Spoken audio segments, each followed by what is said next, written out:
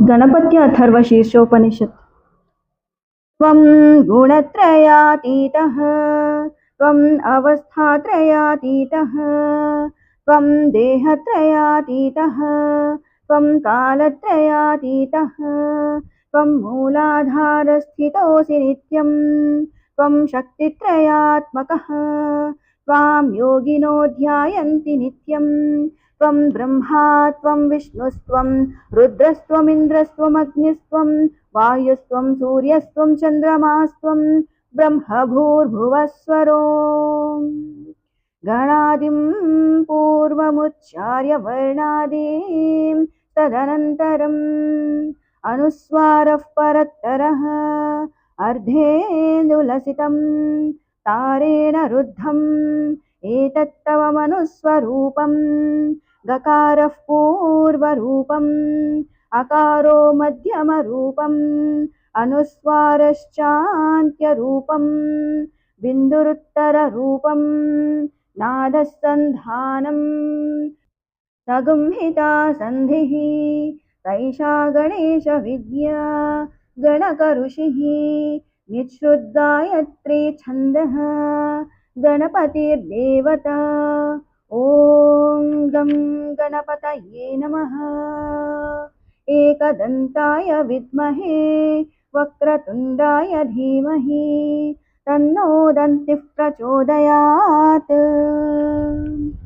एकदन्तं चतुर्हस्तं पाशमङ्कुशधारिणं गदं च वरदं हस्तैर्बिभ्राणं मूषकध्वजं रक्तं लम्बोदरं शूर्पकर्णकं रक्तवाससं रक्तगन्धानुलिप्ताङ्गं रक्तपुष्पैः सुपूजितं भक्तानुकम्पिनं देवं जगत्कारणमच्युतम् आविर्भूतं च सृष्ट्याद्यौ प्रकृतेः पुरुषात् परम् एवं ध्यायति यो नित्यं स योगी योगिनां वरः।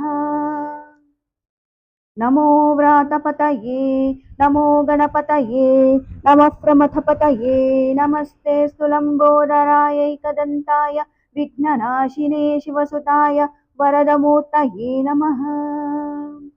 एतदथर्वशीर्षयोधीते स ब्रह्मभूयाय कल्पते स सर्वविघ्नेर्न बाध्यते स सर्वत्र सुखमेधते स पञ्चमहापापात् प्रमुच्यते सायमधीयानो दिवसकृतं पापं नाशयति प्रातरधीयानो रात्रिकृतं पापं नाशयति सायं प्रातः प्रयुञ्जानो पापो पापो भवति सर्वत्राधीयानोपविघ्नो भवति धर्मार्थकाममोक्षं च विन्दति इदमथर्वशीर्षमशिष्याय न देयं यो यदि मोहाद् दास्यति स पापीयान् भवति सहस्रावर्तनादय्यं काममधीते तन्तमनेन साधयेत्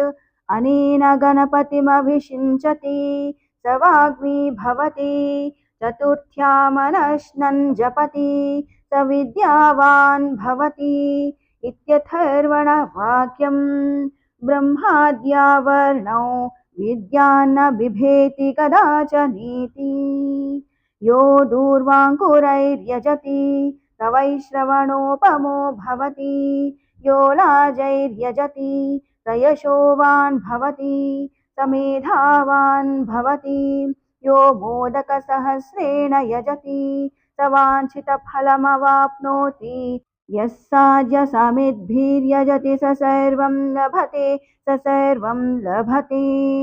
अष्टौ ब्राह्मणान् सम्यग् ग्राहयित्वा सूर्यवर्चस्वी भवति सूर्यग्रहे महानद्यां प्रतिमासन्निधौ वा जप्त्वा सिद्धमन्त्रो भवति महाविघ्नात् प्रमुच्यते महादोषात् प्रमुच्यते महाप्रत्यवायात् प्रमुच्यते स सर्वविद्भवति स सर्वविद्भवति य एवं वेद इत्युपनिषत्।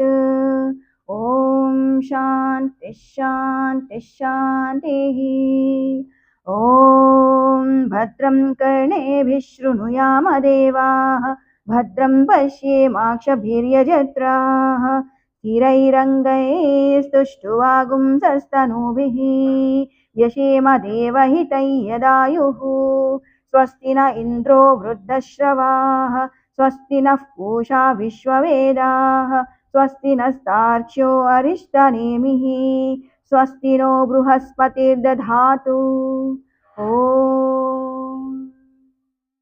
शान्तिः शान्तिः शान्तिः।